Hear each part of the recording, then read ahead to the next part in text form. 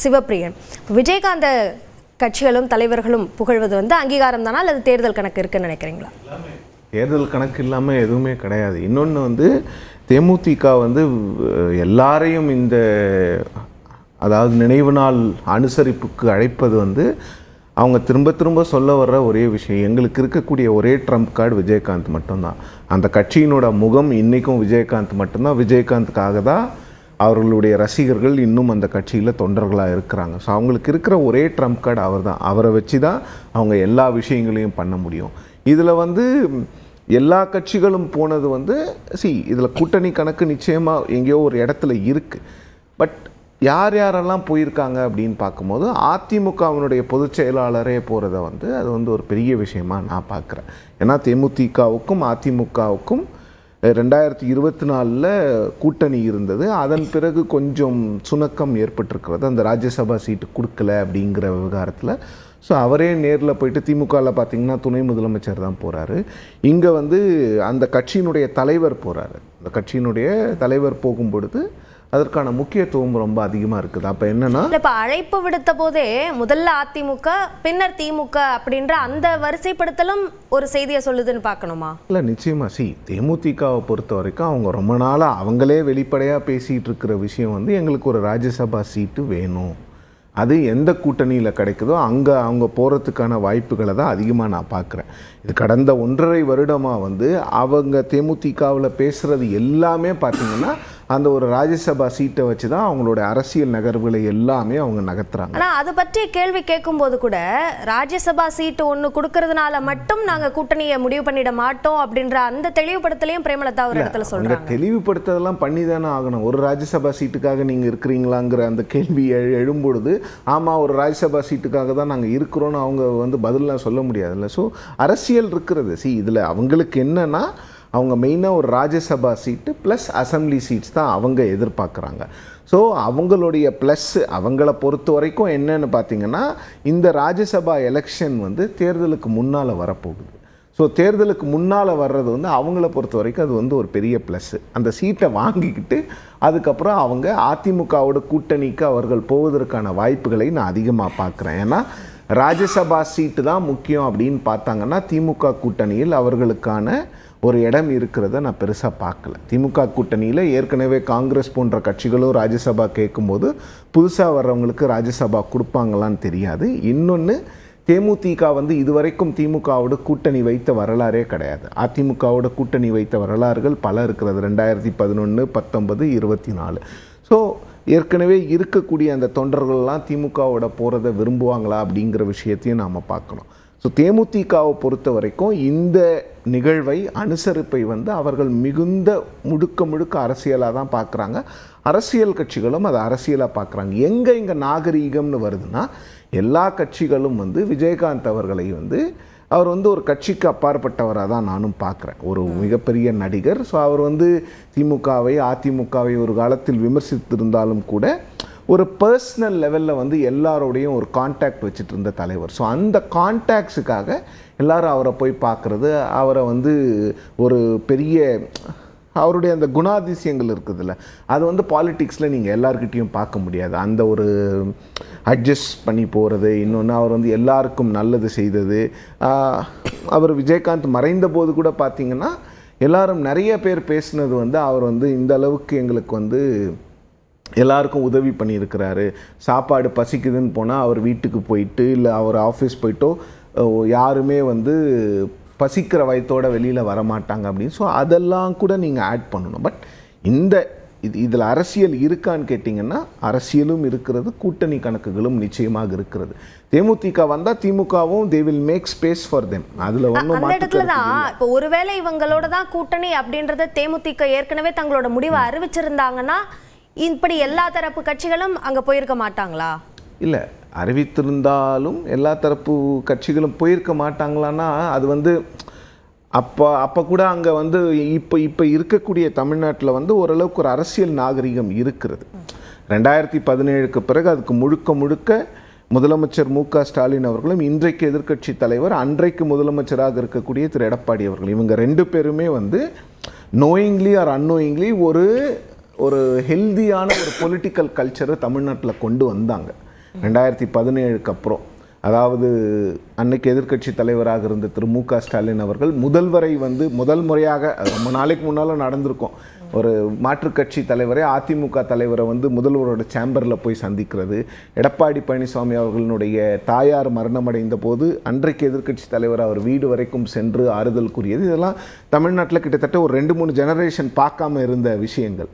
So அந்த ஒரு இதில் இது இருந்திருக்கலாம். ஒரு வேளை தேமுதிக அதிமுகவோட கூட்டணியில் இருந்திருந்தாலும் கூட இவர்கள் போயிருக்கலாம், இல்லைன்னு சொல்ல. பட் அதிமுகவினுடைய பொதுச் செயலாளர் போனதை நான் பெரிய ஒரு சிக்னிஃபிகண்ட் இஷ்யூவாக நான் இதை பார்க்குறேன். ஏன்னா அவங்களுக்கு வந்து தேமுதிக என்பது வந்து ஒரு முக்கியமான கட்சி, கிட்டத்தட்ட ஒரு 2% தான் அவங்க கிட்ட இருந்தாலும் கூட அவங்க வந்து ஒரு ஃபேக்டராக இருக்கிறாங்க அலையன்ஸில். ஸோ எல்லா இடத்துலையும் அவங்களுக்கு வந்து கேடஸ் ஓரளவுக்கு கொஞ்சம் இருக்கிறதுனால அவங்க வந்து நிச்சயமாக அலையன்ஸ்க்கு வந்து அட்லீஸ்ட் வந்து ஒரு என்ன சொல்கிறது, ஒரு பெர்செப்ஷன் பேட்டில்லையாவது உங்களுக்கு வந்து தேமுதிக வந்து it's a good addition to the ADMK, அப்படிதான் நான் பார்க்குறேன். சரி, திரு ராஜகம்பீரன், இப்போ திமுக கூட்டணியை பொறுத்த வரைக்கும் தேமுதிகவுடைய வருகையை எதிர்பார்க்குது அப்படின்னு நம்ம சொல்லலாமா, அல்லது வந்தால் வரட்டும், அப்படி இல்லைன்னா பரவாயில்ல அப்படின்ற அந்த ஒரு நிலைப்பாட்டில் திமுக இருக்கு அப்படின்னு நினைக்கிறீங்களா? 2011 காலகட்டத்தில் தான் திமுக அப்படி எதிர்பார்த்தாங்க.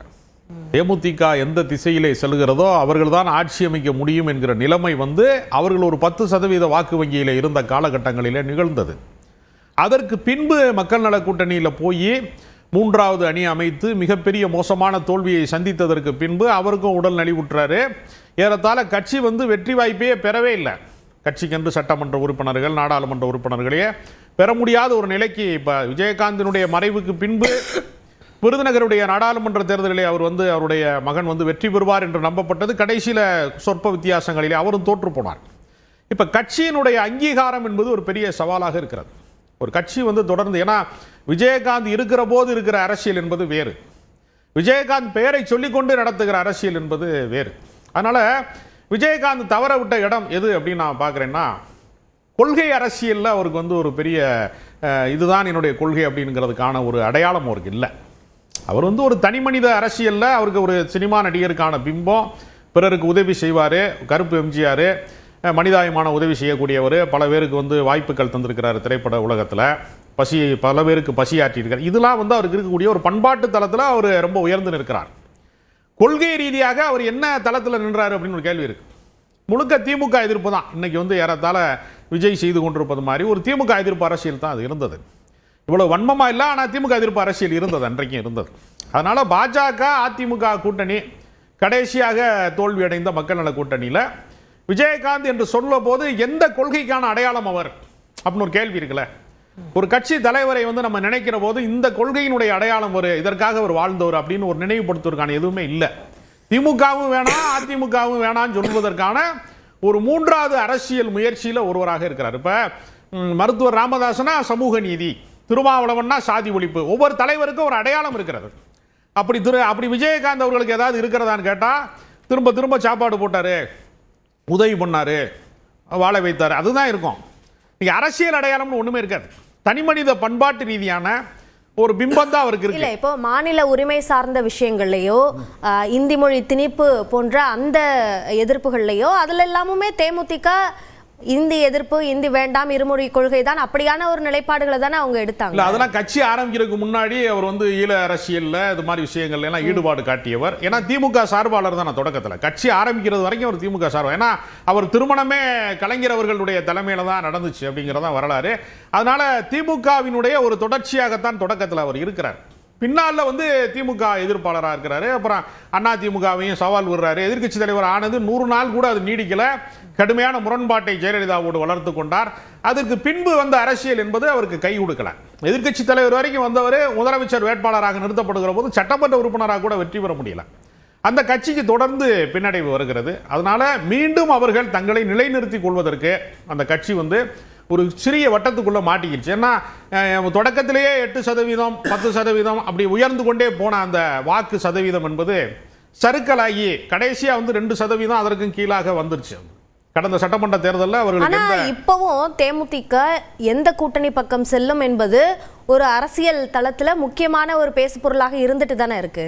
இல்ல அதற்கு காரணம் என்னன்னா, வெற்றி தோல்வியை தீர்மானிக்கக்கூடிய வித்தியாசம் என்பது குறைந்த வித்தியாசத்திலே கூட 2%, 3% கூட ஆட்சி மாற்றங்களே நிகழ்வதற்கான சாத்தியங்கள் இருக்கிறது. அப்படிங்கிறதுனால 2% வச்சிருக்கிற கட்சியா இருந்தாலும் அவங்களை சேர்த்துக் கொள்வது என்பதற்கு பல பேர் போட்டி போறாங்க. அதிமுக தான் அதிகபட்சமாக அவர்கள் விரும்பக்கூடிய, அதாவது அவர்களை அணுகக்கூடிய கூட்டணியாக இருக்கிறது. திமுகவை பொறுத்தவரையில் அவர்களுக்கு ஏற்கனவே ஹவுஸ்ஃபுல்லாக தான் இருக்கு, எல்லாமே போதுமான அளவுக்கு கூட்டணி இருக்கிறது. மீண்டும் இவர்கள் கூட்டணிக்கு வருகிற போது அவர்களுக்கு நெருக்கடி தான் வரும், நிர்பந்தம் ஏற்படும். ஆனால் வந்தால் வரவேற்பார்கள். ஆனால் திமுக இவர்களை நோக்கி பயணம் செய்வார்களா என்று சொல்ல முடியாது. ஓகே, திரு ராம்கி, இப்போ தேசிய ஜனநாயக கூட்டணிக்கு வர வேண்டும் என்பதை பொன் ராதாகிருஷ்ணனும் வலியுறுத்துகிறார்.